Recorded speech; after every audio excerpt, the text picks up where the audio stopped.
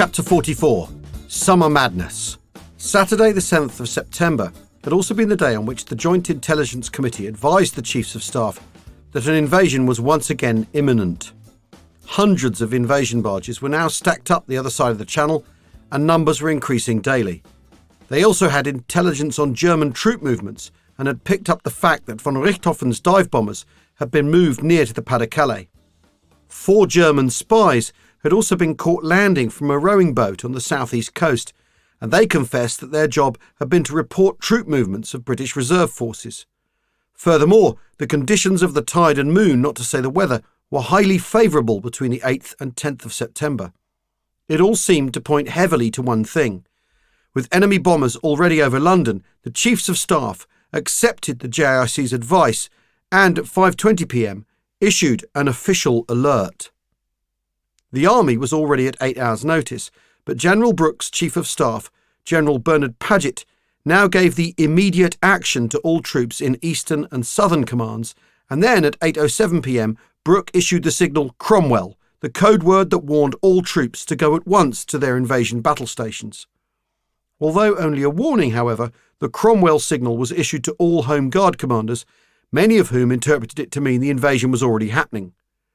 Across countless towns and villages, church bells were rung, calling the Home Guard to arms.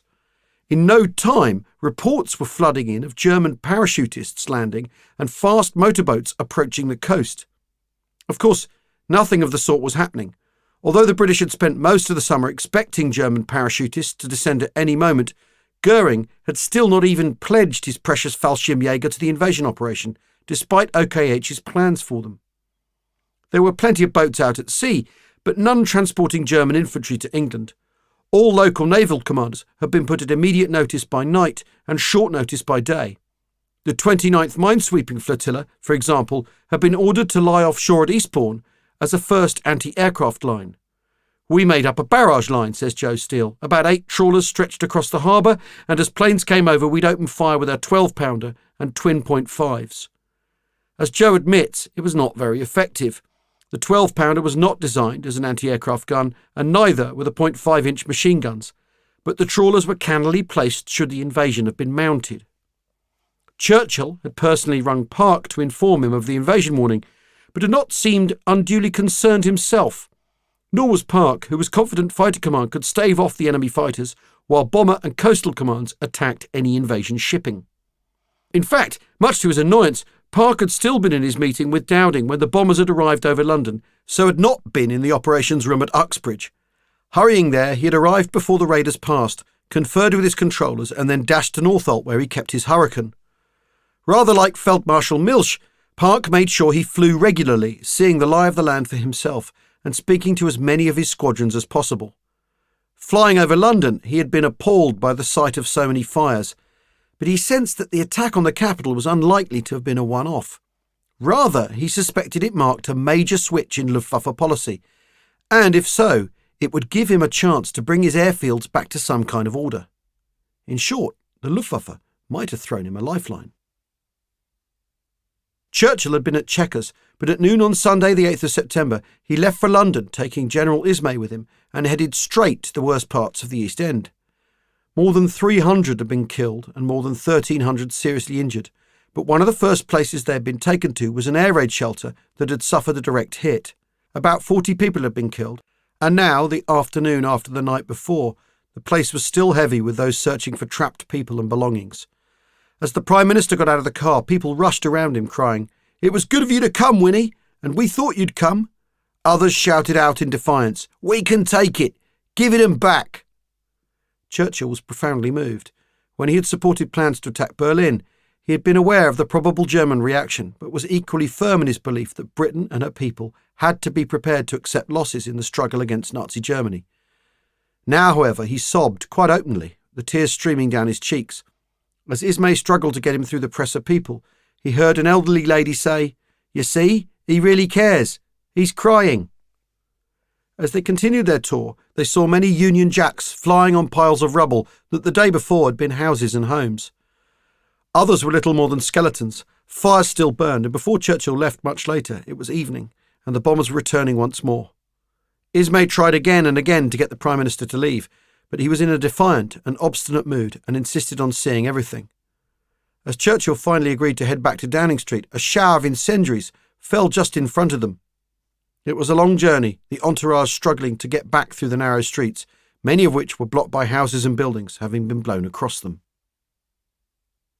At around the same time that Churchill was struggling through the streets of London's East End, across the sea at the Biscay port of Lorient, the newly refurbished U-48 was slipping from her moorings and heading out on patrol in the Atlantic. The submarine was one of the most famous of all U-boats, with a record-breaking number of ships to her name. She also had a new skipper, her third in a year, Kapitänleutnant Heinrich Bleichrodt, who, aged 30, was new to command and had only one combat patrol to his name.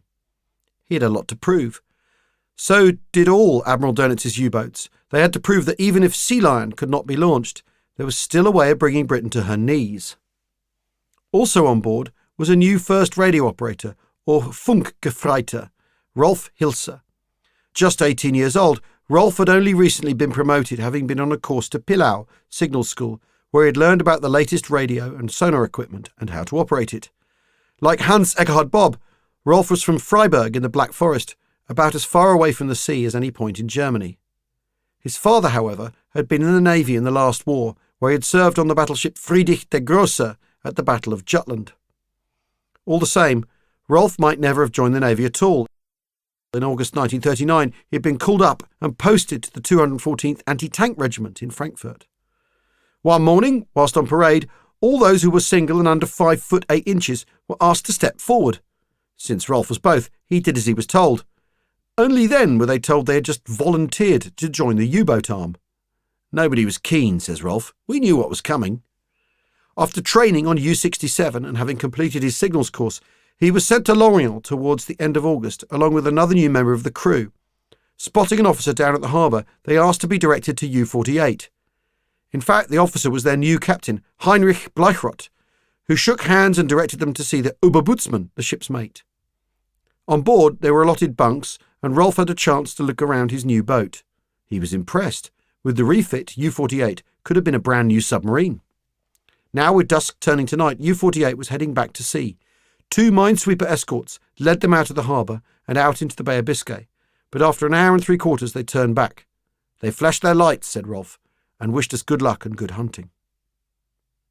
The bombers returned to London the next day, Monday the 9th of September. Amongst those attacking the capital was Peter Stahl. He had been forced to sit around kicking his heels waiting for his Junkers to be repaired, but although it was still not ready, he had been given the oldest sledge in the Gruppe and told to fly in that. Taking off from Chièvre, they climbed through cloud, the machine scattering somewhat. His canopy was icing badly, but when they emerged into the sun, he realised he was leading the Gruppe and so remained in that position. They then formed up with the other bomber units over Lille until there were at least 200 bombers, and then later, as they reached the French coast, the fighters joined them too. Peter found that flying an individual plane amongst such a large formation gave him a sense of security. Wherever one looks are our aircraft, he noted, all around. A marvellous sight. As they crossed the channel, the formation began to sort itself out. Fighters zigzagged beside and above them, and then as they passed over the British coast, flak rose up to greet them. Visibility was good, and soon he spotted great pillars of smoke rising 5,000 metres into the sky, which he took to be coming from London. Soon they had reached the outer belt of London flak. The British gunners, he thought, were shooting unpleasantly well, and the formation became restless. Peter found it hard to hold his position, and he had to concentrate hard just to avoid colliding with another aircraft. He felt unprepared for this. No one had warned him of the difficulties in flying in a large formation with flak bursting all around them. It was a terrifying experience. Somehow he had reached the city unscathed. The first bombs were already falling, and then it was his turn to press the red release button. Bombs away, and the Junkers made its usual jump of relief. Below, Peter saw the curving Thames, and the city spread out like a giant map. They watched the bombs explode as they made a wide banking turn. It must be terrible down there, he scribbled. We can see many conflagrations caused by previous bombing raids. The effect of our own attack is an enormous cloud of smoke and dust that shoots up into the sky like a broad-moving strip. The impressively coordinated formation had now disintegrated, and Peter was glad he was in a Ju-88, with speed and acceleration enough to be able to easily change position and altitude. But suddenly British fighters were amongst them. "Hein," he told his gunner, "keep your eyes open. They are Tommies." Tracer crisscrossed the sky, but while the bombers lumbered on, Peter was conscious of fighters locked in combat, twisting and turning around them. Hein suddenly opened fire with his machine gun, which made Peter jump, and then moments later shouted, "They have turned away!" Below, some parachutes drifted downwards and ahead of him. Peter saw a Heinkel 111 diving, trailing smoke. Soon after, he overtook another, flying with one engine dead. Having escaped into the clear, Peter pulled out a sandwich which he kept in his knee pocket, and which always found help to calm him down. He'd barely taken a bite, however, when Leo, his navigator, tapped him on the shoulder and pointed to an oil slick running over his starboard engine. A glance at the dials revealed the truth.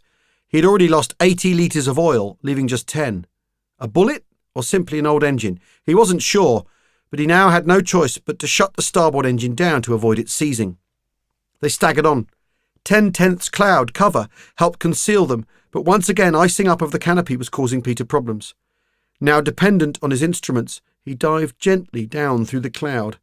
As it darkened, he knew he was near the base, and they emerged only 400 metres from the ground. Immediately, they spotted an airfield, Amiens, which would do, so Peter restarted the starboard engine, hoping there was just enough oil to enable him to land. To their great relief, all went well.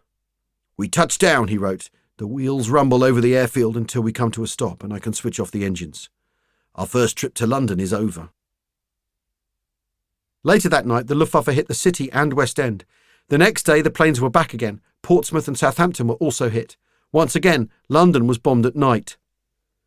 Air Vice Marshal Park's hunch had been right. A clear pattern was now emerging, and on the 11th of September, he issued another instruction order to his controllers. The enemy, he pointed out, had stopped the practice of carrying out 2 or 3 separate attacks by up to 300 aircraft a day, and instead was now concentrating 300 or 400 planes in 2 or 3 waves, following in quick succession, the entire engagement lasting between 45 minutes and an hour.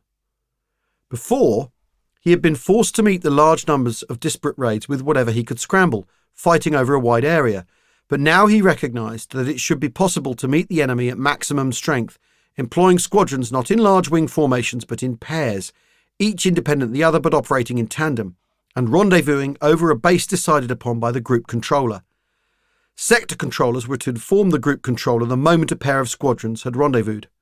The group controller would then lead those 2 squadrons to a raid, leaving the remaining squadrons in a sector to the sector controller. Spitfires were to attack the high fighters, Hurricanes the bombers and close escort. Learning from the Germans, Park also told his squadrons to dispense with the Vic and to fly in a more loose, line-abreast formation of 4 instead. In issuing these new orders, Park was demonstrating just how adaptable he was, revealing a commander who was prepared to make decisive operational and tactical changes according to how the battle evolved. Surprisingly few shared this attribute. However much Park and Dowding may have viewed the change of German effort as a respite for their airfields, it did not feel that way to the men flying to meet these colossal German raids. On the 7th of September, 92 Squadron was posted to Biggin Hill, now one of the world's most bombed airfields. Tony Bartley had been on leave and returned to Pembrey to find everyone gone, and with them his V8 car. It was too late to head to Biggin that night, so he stayed at Pembrey, too excited to sleep. It never occurred to him that he might be killed. He was flown up the following morning, the 13th of September, in an Anson. Circling over Biggin, he saw a bomb-scarred mess, roughly patched craters on the grass and tarmac runway, and ruined, blackened buildings.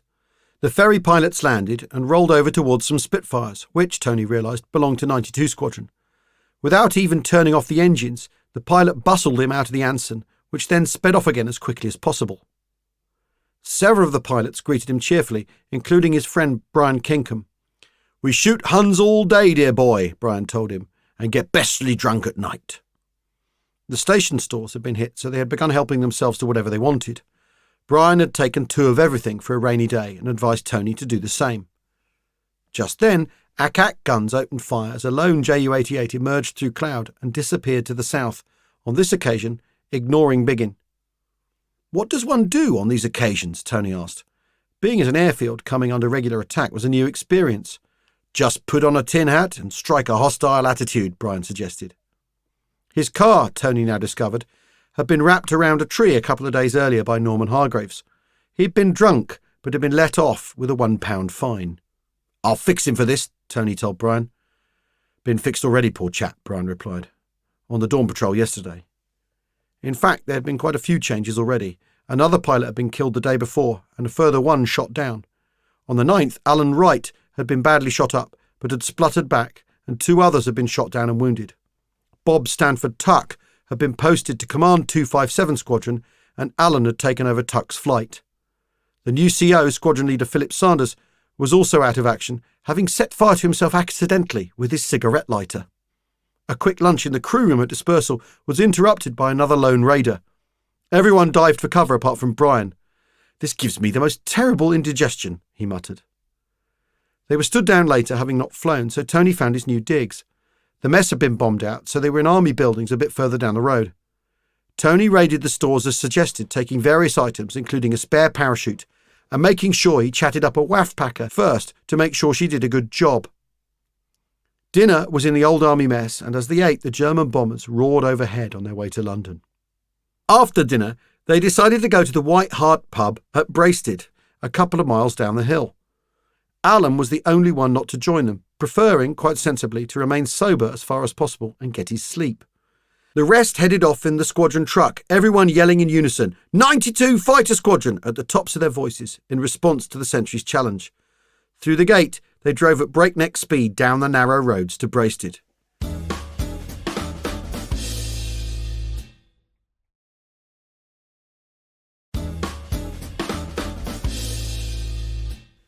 In the pub were 2 identical and striking twins, who were quickly introduced to Tony as the McNeil sisters. They seemed to know all the pilots, and in no time pints were being poured and liberally handed out. "Who's paying for all of this?" Tony asked. "Don't know. Who cares as long as I'm not," replied Brian. "The natives are very friendly." After they'd downed a number of pints, the landlord called time. One of the twins suggested they head to the Red House. Everyone seemed to be keen on that idea. Tony was game, although he hadn't the faintest idea what the Red House was. They piled back into the truck and after a short drive pulled up in front of a fine old manor house. At the door, the twins were already waiting for them. Tony was shown into the drawing room and given a very large whisky. Someone put on the radiogram and another pilot grabbed one of the twins and began to dance. Several hours and bottles of whisky later, Tony thought perhaps they should be heading back. Jeff Wellham had been sick, all of them were drunk. Tony could not help wondering how on earth they were going to make dawn readiness. He was woken by his batman at 4:30 a.m. with a cup of tea. In the corridor, he bumped into Wimpy Wade, who had put his uniform on over his pyjamas. Outside it was cold and still dark. Somehow the pilots managed to converge in the barrack block, wearing an assortment of jackets, pyjamas, roll-neck sweaters and scarves. Silently they clambered into the truck and rumbled up to dispersal. Spitfires stood silently silhouetted against the thin dawn sky. In the middle of the dispersal hut was a stove, which had already been lit by the duty ops telephone operator. Around the walls were the pilots' day cots, iron single beds. Tony put on his Mae West, then went over to his own aircraft and chatted to his fitter, Wallace, who was already checking her over.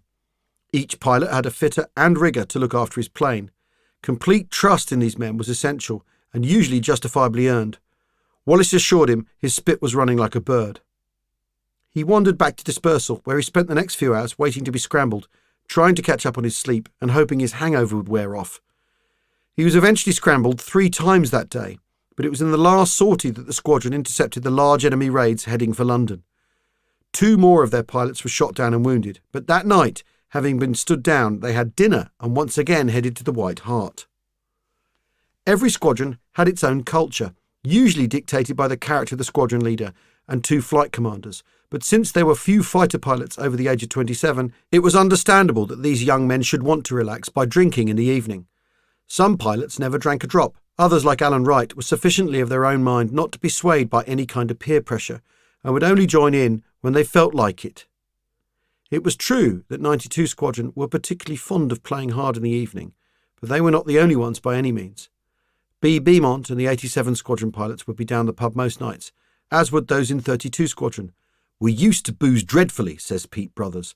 One day they were stood down because of low cloud and rain, so they went to the mess and got pissed. By early afternoon, however, the sun had come out and they were suddenly called to readiness and then scrambled. I shall never forget taking off and thinking, "That button, turn it that way. Switch on gun sights." We were all absolutely tanked. Mind you, when you saw black crosses, you were instantly sober. There was always Benzedrine, which some medical officers would hand out more liberally than others. In 92 Squadron, Bob Holland was notorious for taking the drug in order to get himself going in the morning, although most pilots with sore heads found that a few deep inhalations of oxygen were enough to clear the head. For Pete Brothers, as for others, the boozing was done because it was fun and they were young and because they could. But it also helped them not to dwell on things too much. The camaraderie of wartime is something that cannot be understood by someone who's not experienced it. A squadron, or staffel, was a very close, tight-knit bunch of young men. Most preferred to put the losses out of their mind, but it was not always that easy, especially when it was particularly close friends, or even family. On the 12th of September, Arthur Hughes learned that his brother, Dave, a Hurricane pilot with 238 Squadron, was missing. 2 days earlier, Arthur had been given an overseas posting to help a Free French squadron in West Africa. In the knowledge that he had miraculously survived the current battle, he had been looking forward to his sister's wedding that coming weekend. He knew this meant his dear brother was dead. Poor Kathleen, poor parents, he scribbled. His brother would have been 23 in 2 weeks' time. This is the end of my youth, and who knows what the future will bring. Arthur did not record whether he drowned his sorrows that night, but certainly the drink helped most people. You anaesthetise yourself with a good old jar of beer, says Tony Bartley. You flew all day and fought all day, and then you played all night. Bomber crews would spend a fair amount of time drinking too. Andrew Jackson and his crew would invariably head to the pub once they knew they would not be flying that night. Arthur Hughes would often go to parties in King's Lynn, or there might be a big drinking session in the mess. One evening in August, a spontaneous mess party developed, and they all got so drunk they began playing High Cockalorum, which involved one team getting in line, each man's head between the legs of the man in front, and then members of the other team taking a running leap and trying to land as far along the backs as possible. Inevitably, there were injuries, one of them cracking his skull open, which required 3 stitches. This morning he was very perky, jotted Arthur the next day, and claimed never to have felt better. Luftwaffe pilots would drink in the evening, but by and large there was not quite the same degree of careless abandon about their drinking sessions as there was in the RAF. Siegfried Bettker felt there was an important difference between the two sides that summer. They knew exactly what was at stake that summer, he says. Our motivation and conviction was of a different dimension. We wanted to be successful, but we didn't have a national goal. The Luftwaffe pilots and crews were also more disciplined, more sober in their approach. Luftwaffe Staffeln would not have been allowed to go out on benders if they knew they would be flying the following morning. It would not have even occurred to them to do so. This did not mean they were completely abstemious, however. Ulrich Steinhilper and his fellow Grupper members would be on the wine most nights, but they tended to talk shop, discussing tactics, the day's events, and other flying matters, which was not really the done thing in the RAF. In Ulrich's case, he drank wine as a tension reliever and also to help him sleep, but not with the intention of getting blind drunk. Hans Eckhard Bob says there was some drinking in the evening, but usually they would wait until they had a night off, and then they would head into Lille, where there were lots of bars and good restaurants. They had a commandeered black Citroën they would use. And there were very, very nice girls in Lille, says Hans.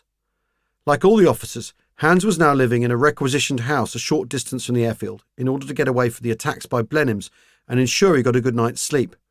For us pilots, he says, if there was a pretty girl in one spot, you tended to stay there. Julius Neumann says he rarely drank in the evening, and neither did anyone else in 2JG27. Nor did his staffel ever head out together for an evening in a bar or local restaurant. We never did that, he says. Instead, they would eat their meal and go to bed, or write letters, or be writing up combat reports. Anyone who claimed to have shot down an enemy plane had to write one of those reports and describe in some detail the action and circumstances and what they saw, rather like a police witness statement. For men like Hans Eckhard Bob, who already had 13 victories to his name, this could be a time-consuming business. Hayo Hermann and his staffel would go into the village where they were billeted and chat up girls and have a drink, but there was not much opportunity for letting their hair down. I was a staffel captain, and I tried to improve things, says Hayo. I used my spare time to write reports. I didn't waste time. He lived in reasonable comfort, sharing a house with 5 or so other officers. They had another house that acted as a mess, complete with Luftwaffe furniture. There was also, of course, the sea. The French beaches were not mined and covered with barbed wire like the beaches were in England. Mordic was almost amongst the sand dunes, and Siegfried Bettker enjoyed regular evening swims at La Panne, followed by dinner out in the town. For the British pilots, the waiting around was difficult. There was a lot of tension in sitting around in dispersal, says B. Beaumont. You jumped a foot when the telephone went. B slept as much as he could. If you'd been fighting during the day and you'd gone off down the pub with the lads at night and then a little bit more than you should have, he says, by 4 o'clock in the morning, when you were woken, you probably had a bit of a hangover, and so as soon as you got to dispersal, you'd find a bed and lie down and go to sleep till somebody woke you up. Some people read, but B never did. Nor did Alan write. He greatly enjoyed reading, but he couldn't whilst waiting to be scrambled. If you're immersed in a book, he says, and you're suddenly called out, it takes a few seconds or a minute or so to readjust, and I thought that might slow me up. Instead, he preferred to talk to his fitter and rigger, check his aircraft, and simply watch what was going on. Time between missions was different for Luftwaffe pilots because they usually knew when they would be flying. Normally only a couple of pilots would be kept at cockpit readiness in case of intruders. Very often it was decided in the evening before the mission what every pilot had to do the next day, says Hans Eckhard Bob, whether it would be a free hunt or close escort. Pilots still felt tense waiting around to fly, however, but would spend the time in much the same way their British counterparts did, writing, reading, playing chess, eating, sleeping, etc., scribbled Siegfried Bethke, passing the hours each in his own way. Hans used to play a German card game called Skat a fair amount, and like Siegfried would swim in the sea whenever he got the chance. Relaxation was crucial to a pilot's chances of survival, and those who were able to switch off and turn their minds to other things would tend to live longer. There was a balance, however. Getting blind drunk and flying still half inebriated was obviously not a good idea, but nor was living and breathing the war every minute of the day. A cool, calm head was also essential. In times of intense pressure and stress, the body tenses, the muscles shorten, and the heart rate quickens. In these circumstances, it is harder for the brain to make calm, informed decisions, so panic takes over and the brain works irrationally. By keeping calm and measured, the effects of pressure lessen, the heart rate remains at a steadier pace, the body feels more relaxed, and so those split-second decisions that can mean the difference between life and death are more likely to be the right ones. Hayo Hermann, for example, was superb under pressure, able to control his fears and think clearly at all times. My crew always said that I was extraordinarily calm in the plane, he says, even when there were fighters and flak around us.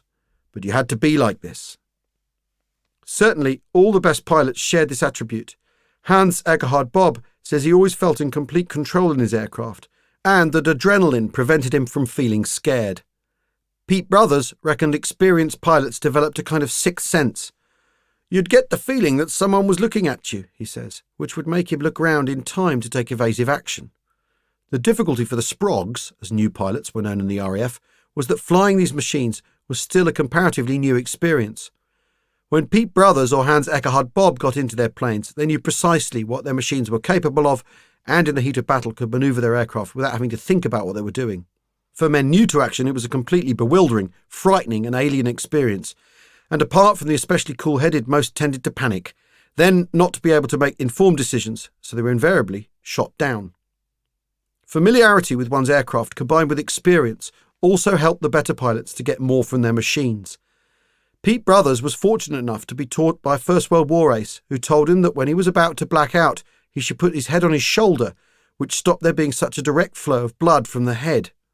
It slows the blacking out process down, says Pete, enables you to pull another couple of G before you pass out. I used to tell the chaps in the squadron. He also learned other tricks. Suppose you see tracer passing on your left, he says. The instinct is to turn away from it. The chap who is shooting will have noticed that he's flying to the left of you, and he will be correcting his aim. Trick him, go through where he is firing, and you'll collect a few holes, but you'll throw him off his aim. Pete always used to wind a bit of rudder trim so that his Hurricane was always yawing or crabbing slightly. He felt it helped put any would-be attacker slightly off his aim. Pete believes that experience was the key to survival and points out that in 32 Squadron, not a single pre-war pilot lost his life that summer. People were shot down, he says, but no one was killed. It was always the new boys that got the chop. In many ways he was right, but battle fatigue was also a merciless killer. Fighting was tiring, says B. Beaumont. It was all cumulative. The weeks went by and the pressure never stopped, and then there was the loss of your colleagues. It was precisely this cumulative effect that was now beginning to seriously take hold of the Luftwaffe pilots especially. The new boys arriving were green and undertrained, but the experienced ones were being flown into the ground. This was because commanders like Kesselring and Speerle had no choice but to keep them flying. It was true that there was little proper understanding of combat fatigue, and this did not help the pilot's cause, but the main reason for pushing the pilots so hard was that the Luftwaffe had been given the task of destroying the RAF, a job that required a force far larger than was currently available. The increasingly desperate shortage of new and repaired aircraft made the situation progressively worse because no Sprog would be given an aircraft above a more experienced pilot.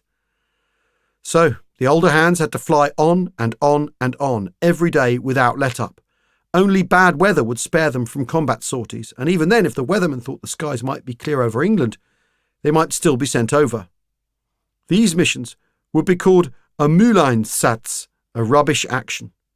We used the phrase to refer to actions that were not only unreasonable, recorded the 9JG52 diarist, but also pointless because the weather was so bad. We began to feel the fatigue and the tiredness that comes with living under constant threat, noted Ulrich Steinhilper. Adrenaline would keep them going during combat. We would feel the relief of returning to base, but would then have to cope with the emotions of having lost friends and colleagues, knowing also that within minutes we'd have to do it all again. It was the relentlessness that was so difficult to deal with, the lack of time off and the lack of any real release of tension. It was true that the German pilots did not have quite the same anxiety of waiting to be scrambled, but this was small consolation. There was the exhaustion of combat flying married to an anxiety on every sortie of not having enough fuel to get home.